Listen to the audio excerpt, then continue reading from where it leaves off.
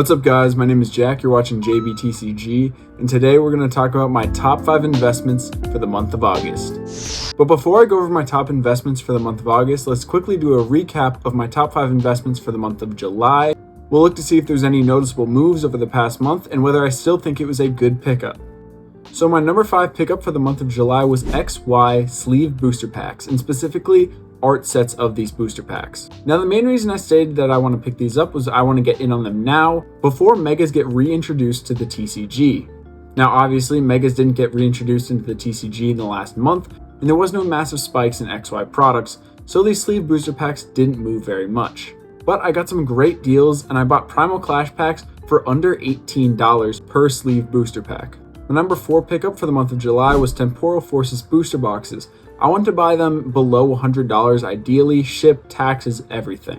And I only ended up picking up one box and it cost me $92. So I got in at a pretty good entry point. The market price for Temporal Forces booster boxes stayed fairly flat, or it actually fluctuated a good bit, but comparing the beginning versus the end of the month, there was only a 1% gain. Now it doesn't have the top chase card like Twilight Masquerade has, but I still think it's a really solid set. And if you can pick up any of these Scarlet and Violet booster boxes for under $105, excluding Obsidian Flames and Scarlet and Violet base, I think they're all great pickups. My third place investment for the month of July was Lost Origin booster boxes, if I could find a good deal on them. I wanted to pick some up because after the spike, the market was correcting and prices were coming down. They went from about $212 at their peak down to $190 to even in the 180s. I figured some people would panic seeing the TCG player graphs going down and panic sell them. Unfortunately, I was right. I got a pretty good deal in one box. I got it in the 180s. And now Lost Origin booster boxes are back above $200. My second place pickup was Silver Tempest booster boxes, specifically from the Pokemon Center, and I actually didn't end up buying any of these from the Pokemon Center. I got them from sellers in the secondary market using TikTok Shop. With some coupon magic, I managed to get a Silver Tempest booster box for $133, shipped with taxes included. Market price for these at the beginning of the month was $161, and at the end right now it is $167. They're creeping to that threshold point that all the other Sword and Shield sets kind of reached before they went off the Pokemon Center. Lost Origin was hovering right around 165 to 170 when it finally left, and after that it spiked upwards. I think we'll see a similar thing happen with Silver Tempest. It might not be quite as drastic, but maybe it moves up to 180, 190 in the next 2 to 3 months.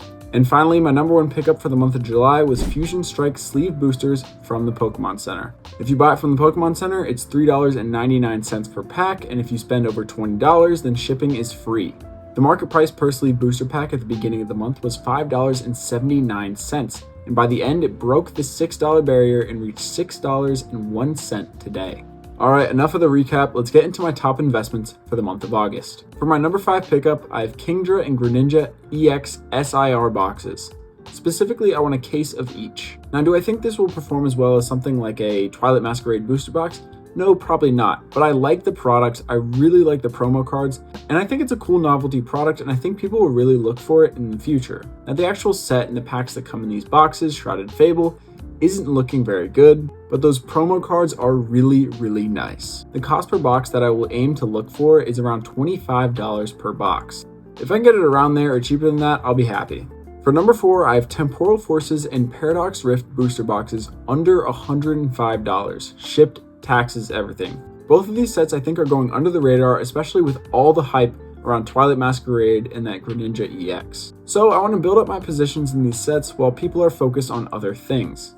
I think Temporal Forces is a better set than Paradox Rift overall, but I don't think either one is very bad. Paradox Rift has that great Groudon illustration rare, and Temporal Forces has an absolute stack of great SIRs, with the Iron Crown, the Iron Leaves, the Raging Bolt, Walking Wake, and I can't forget the Morty's Conviction. Such great depth in that set. I think it has the most consistent value for SIRs across all of the Scarlet and Violet sets. Like Twilight Masquerade has a huge chase for the Greninja, but then nobody wants the Ogerpons and they're much, much cheaper. But for Temporal Forces, the majority of the SIR cards hold a pretty good premium. Alright, on to number 3. This is something I haven't really mentioned much, but I want to get a Chilling Reign booster box or 2.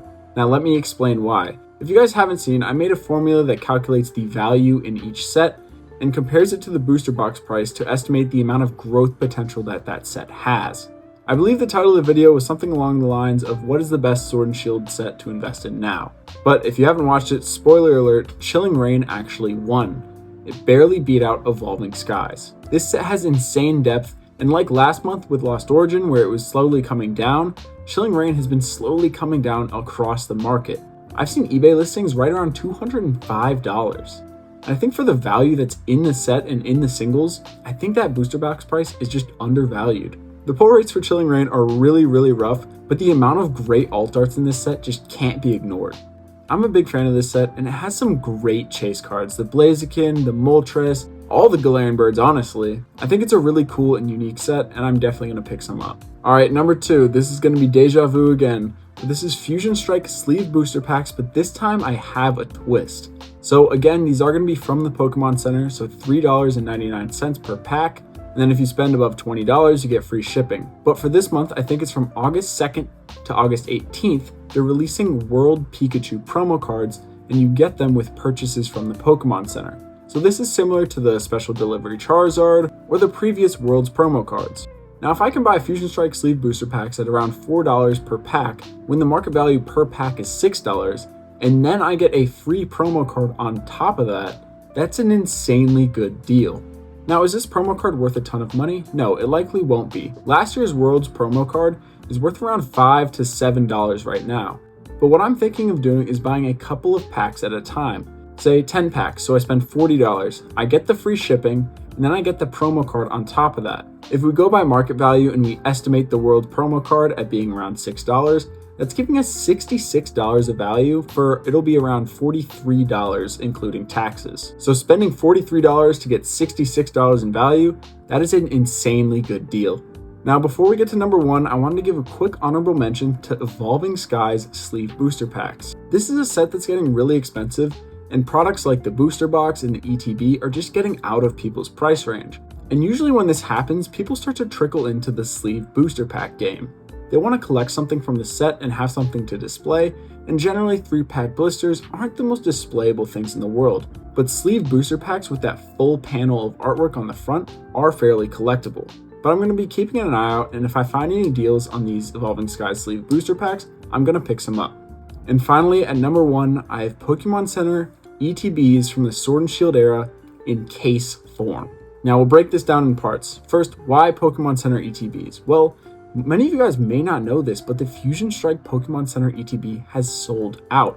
And since then, the price has shot up to $72 per ETB. And cases are selling on eBay at around $340. Now let's keep in mind the MSRP on the Pokemon Center for these things is $49.99. So this past month, you were able to buy these at $50, and now they're valued at $73.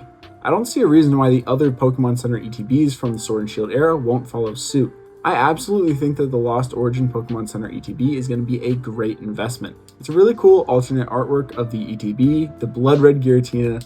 I think it's so cool. I really like both forms of the ETB, honestly, but I really think they killed it with the Pokemon Center version. The Brilliant Stars one, honestly, I don't love the art very much. I personally like the regular ETB more than the Pokemon Center version. But if we take a look at Astral Radiance, which I already think is a great ETB design, the Astral Radiance Pokemon Center ETB is the coolest ETB I have ever seen. The artwork is insane, the colors, the black, the purple, the red, so cool. Now Astral Radiance isn't valued as high as sets like Brilliant Stars and Lost Origin, but man, I think that ETB is going to be super collectible and that people are really going to want that in the future. Not to mention that Darkrai is already sick in general, and giving the ETB a really cool color palette just adds another layer on top. And the reason I want to get cases is because I want them to be protected, I want them shipped properly, and I don't want them to be disturbed by the Pokemon Center's shipping practices, which generally aren't that good. Now, this means that likely they'll be shipping a case without an extra box wrapped around it, but I'd rather the case get damaged than the actual boxes inside. So worst case scenario, the case looks pretty bad, and I can just open the case and take out the ETBs and they'll be in pretty good condition. If you buy a singular ETB from the Pokemon Center, it's kind of just like rolling the dice. You don't really know if it's going to be good or absolute garbage. Those are my top 5 Pokemon investments for the month of August. Let me know what you guys are looking to pick up and whether you agree with my thought processes or not. Either way, thank you for watching and sticking to the end of the video. consider dropping a sub. I really appreciate every single one of you guys. We've been absolutely tearing it up recently. And as always, thank you guys so much for watching, and stay safe out there.